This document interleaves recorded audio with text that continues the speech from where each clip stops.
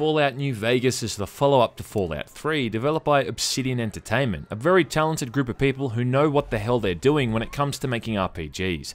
It was released in 2010 for Microsoft Windows, the PlayStation 3, and the Xbox 360.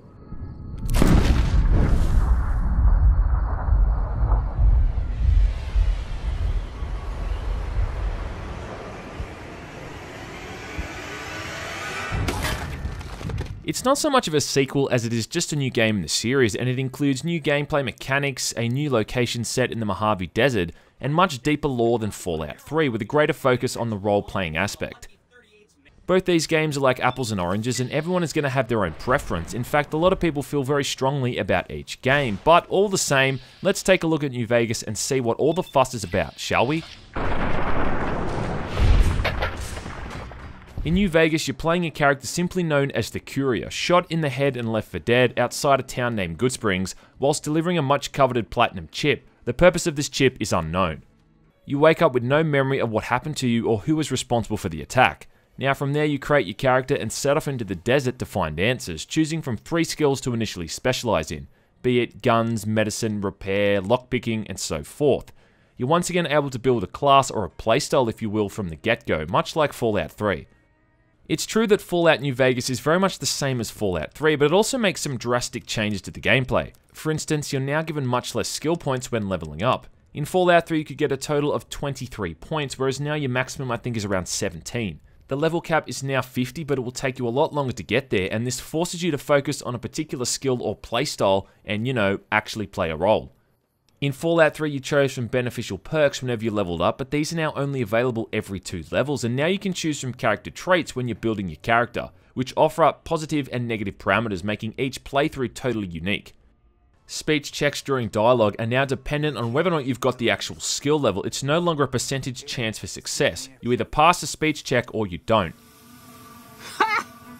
Yes, you are quite the smooth talker. Similar to all the other skills as well, like repair, medicine, barter, and so forth. Oh God, you're telling me the truth, aren't you? Gunplay is largely unchanged, but now you've got multiple ammo types to deal with, some of which are more or less effective against different enemy types, and you can also modify your weapons to improve them further. New Vegas has a distinct western feel to it, from the music, the setting, and the way people dress and talk, and you'll be using repeating rifles, revolvers, and shotguns. The bigger weapons like miniguns and missile launchers do make a return, as do energy weapons, but they don't show up early on in the game. A few new enemy types are included to also fit the setting, such as geckos and praying mantis. Old enemy types like raiders make a return, though they're now referred to as fiends or convicts, and other tougher enemies like deathclaws are also back and in total abundance. Deathclaws in particular seem much stronger now, and unless you're a high level and packing some serious heat, these guys will just rip you apart. Again, like Fallout 3, I'm not fond of the way weapon damage scales, but the new ammo types and variety with all the new weapons easily trumps this. Some of the later guns you get your hands on are just brutal. The anti-material rifle, for instance, can pretty much one-shot deathclaws, just as an example. Another change is that bottle caps, the game's form of currency, is much more common, but other supplies are somewhat limited. Stimp packs, anti-radiation medicine, and so forth are much harder to come by, really reinforcing that survival mechanic. Food also heals you over time, making it only really useful outside of combat, as opposed to a cheap fix in the middle of a gunfight as it was in Fallout 3. And then lastly, the skills in general have been streamlined to an extent. All weapons now either fall under guns or energy weapons, and in lieu of the heavy weapons skill, we've got something called survival, which is the player's ability to craft items from resources found in the desert. All this kind of thing largely does is just mean you've really got to pick a certain build at the start and stick with it, compared to Fallout 3 where you could literally max out all of the skills and sort of half-arse your way through things if you knew what you were doing. You will be using these skills a lot more during quests, however, as there's often multiple ways to reach your goals. He's trying to pull a fast one on the big man. Crazy bastard. I do get a sense of there being too much going on here at times. The inventory is always going to be cluttered with heaps of shit that can take a lot of time to process. Ammo types, for instance, can be created at workbenches, and noting all the ingredients can be hard to manage. Overall, there's just a lot more depth and factors to consider with inventory management. And this level of depth carries across to the quests as well. Now, the story is initially just about you chasing down the people who shot you and left you for dead, which ultimately leads you to the New Vegas Strip. Up to this point, you're just moving down a single path, as people point their finger in the direction you need to go, but after this, the game really opens up and lets you decide how everything ends, largely by siding with one of the major factions. You'll obviously find side quests along the way and all that, but the story quest itself is entirely linear beforehand. The game has a much bigger focus on the factions you encounter throughout the game, and most of them aren't as clear-cut as they were in Fallout 3. Maybe so. Maybe so. In Fallout 3, you had the Enclave and the Brotherhood of Steel. Now, the Brotherhood of Steel were clearly defined as the good guys, the shining beacon of hope in the wasteland and all that shit. The Enclave were the bad guys.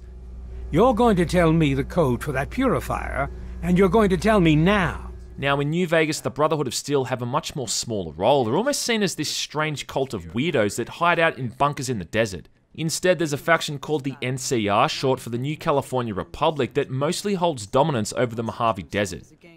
The NCR would just as quickly see the Brotherhood destroyed and eradicated before teaming up with them, and you can decide the fate for both of these groups if you wish. The NCR is one of the three factions you're ultimately forced to choose from when push comes to shove, along with the Legion and the robot army of Robert House, as well as those few other smaller groups whose fate is entirely in your hands. You can work on quest lines for each of these factions separately and improve your standing with them, but the catch is that obviously working for one of them is going to piss off another group in the process. Convincing the Great Khans that their allegiance with the Legion isn't all it's cracked up to be means the Legion is basically going to be out for your blood from that point on. Also, if you finish a quest for someone, it might automatically fail a quest you might have gotten from a different character in another faction, making every decision have some real weight to it. And even for simple quests, there's often multiple outcomes you need to contend with, all of which have positive and negative repercussions, not to mention multiple ways to accomplish each of these individual tasks. You can get away with being a jack of all trades in a sense, but for the end of the game you really got to pick a side, even if that side is yours, doing your own thing and flipping the bird at all of them. Just expect the other factions to be pissed off when you do this. Relax. I'm fucking with you. This really does give the game loads of depth straight off the bat, and the amount of replayability is just staggering. But what's also great about the game is how it plays around with the preconceptions you might have had about the various factions. I mean, the first time I played New Vegas and I encountered the Legion, it was when they destroyed a town and murdered or crucified everyone there. I assumed these were just the bad guys, but later on you learn they're led by a guy named Caesar, who is really an interesting and well-developed character in his own right. He's just leading his people the way he thinks is best, and when you learn he's suffering from a cancerous tumor, despite all the shit he's done, I couldn't help but feel sorry for the guy.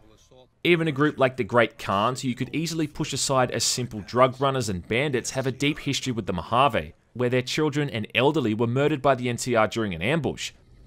Oh, they claimed it was a miscommunication, but tell that to those who saw our families butchered.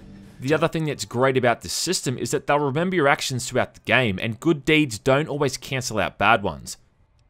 Again, like Fallout 3, you can recruit companions to accompany you on your journey, and pretty much all of these companions have very staunch opinions on each of the factions. Boone, for instance, is an ex-NCR sniper who hates the Legion so much that he attacks them on sight. And Veronica is an ex-Brotherhood scribe who talks about how out of touch they are with the world. It's just the sort of depth and detail with politics and personal beliefs with every single character you come across that just makes the writing in New Vegas trump Fallout 3 in every single way. There's also much less of an emphasis on combat in this game as there was before, and a lot of quests can be finished without even firing a single shot if you've got a high enough speed skill. Of course, if killing everything in the room is your cup of tea, then there's nothing wrong with that either. Sunny Jim. I do feel like certain elements of New Vegas are wasted potential though. The whole concept of New Vegas itself is really neat. The intro cinematic makes it look really bustling and full of life. You can see the Stratosphere Tower from the desert, and as you get closer, the backdrop of the area is lit up by the neon signs and big band music. Then you get inside the strip and there's so little action going on, I'd almost expect some tumbleweed to go rolling past. The casinos are just as barren. I mean, where the hell is everybody?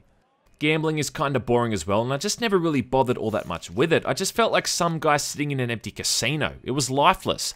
I mean, when I went to Las Vegas on holidays, I couldn't walk in a straight line without bumping into someone every 5 seconds.